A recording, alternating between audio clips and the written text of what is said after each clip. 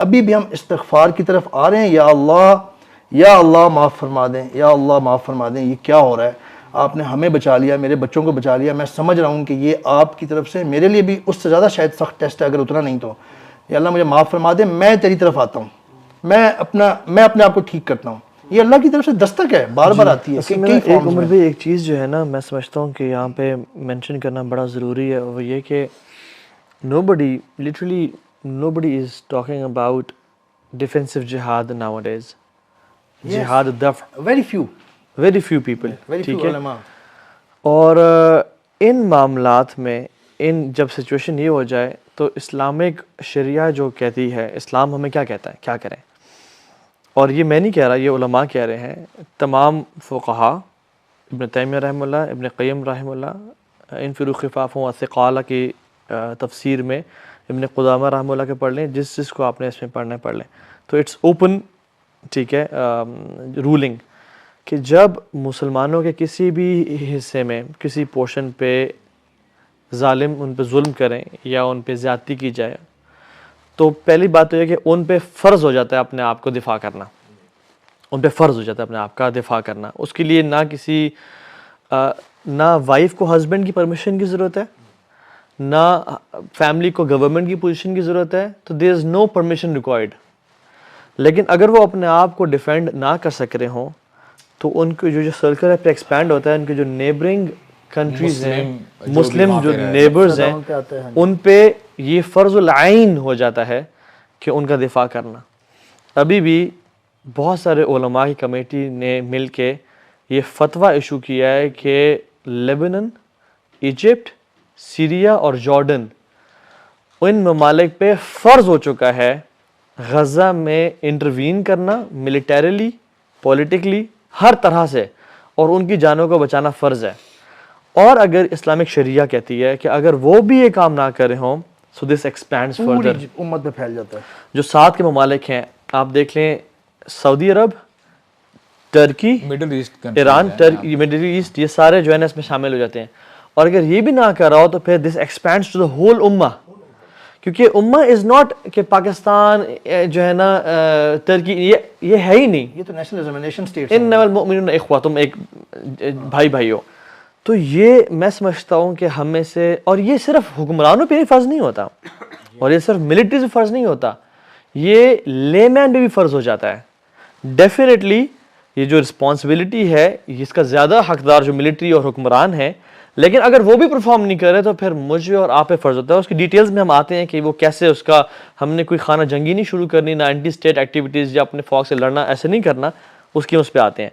تو کہنے کا مقصد یہ ہے کہ اگر if we are waking up every single morning and we don't feel this obligation on اس کہ میرا یہ کام ہے ان کو ڈیفینڈ کرنا، اور اگر میں نہیں کر پا رہا تو میں گناہ کبیرہ کا ارتکاب کر رہا ہوں، یا اللہ مجھے معاف کر دے، استغفر اللہ، اللہ سے توبہ استغفار کرنا کہ اللہ ہم اپنے فرض کو ادا نہیں کر پا رہے. تو اگر میرا یہ کانسیپٹ ہی نہیں ہے اور میں 2-4 بس پوسٹ ڈال کے اور اویئرنیس ریز کر کے یہ سمجھ رہا ہوں کہ میں اپنا پارٹ پلے کر رہا ہوں، سبحان اللہ، یہ نا جس کو پتہ نہیں ہے کہ نماز واجب ہے وہ نماز نہیں پڑھے گا، جس کو پتہ نہیں ہے کہ سود حرام ہے وہ سود سے نہیں بچے گا، جس کو پتہ نہیں ہے کہ حکم کیا ہے اس حوالے سے، اور اپنے آپ کو ہم نے تیار رکھنا ہے، تو وہ کبھی بھی وہ اقدام ہی نہیں اٹھائے گا. والذین جاہدوا فینا لنہدینہم سبلنا، قرآن کہتا ہے، یہ وعدہ ہے، جو ہماری طرف آنے کی کوشش کرے گا ہم اس کے لیے راستے بنا دیں گے، ہم راستے کھول دیں گے. کتنے لوگوں نے ٹرائی کی ہے ان کی مدد کے لیے یا ان کی طرف جانے کے لیے. لیکن اس میں ایک بات ہے،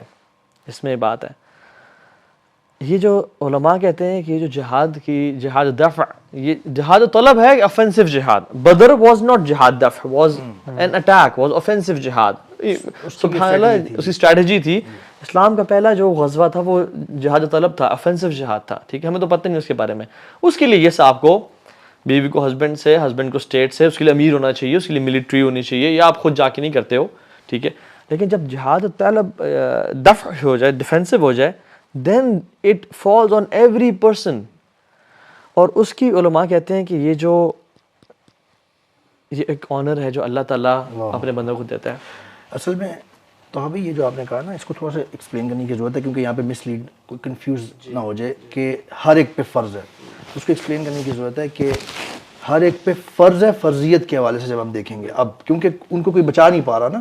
اور اس پہ جانے سے پہلے میں یہ آیت کوٹ کرنا چاہتا ہوں which is so relevant and I know everyone knows but I want to share it again because ہمارے دلوں پہ اثر نہیں ہو رہا نا. اور قرآن تو بار بار کوٹ کرنا چاہیے. سورۃ النساء آیت نمبر 75 وما لكم لا تقاتلون في سبيل الله والمستضعفين من الرجال والنساء والولدان الذين يقولون ربنا اخرجنا من هذه القرية الظالم اهلها واجعل لنا من لدنك وليا واجعل لنا من لدنك نصيرا. اللہ اکبر.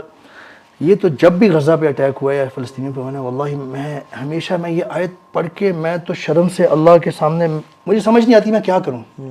ختم ہو جاتا ہے یہ بندہ. آیت آج نازل ہوئی ہے ایسے لگ رہا ہے. اور بالکل وہی ہو رہا ہے اس وقت غزہ کی سچویشن کو سامنے رکھ کے. آپ یہ جو میں ترجمہ پڑھتا ہوں ابھی جو بھی سن رہے ہیں اس کو سوچیں.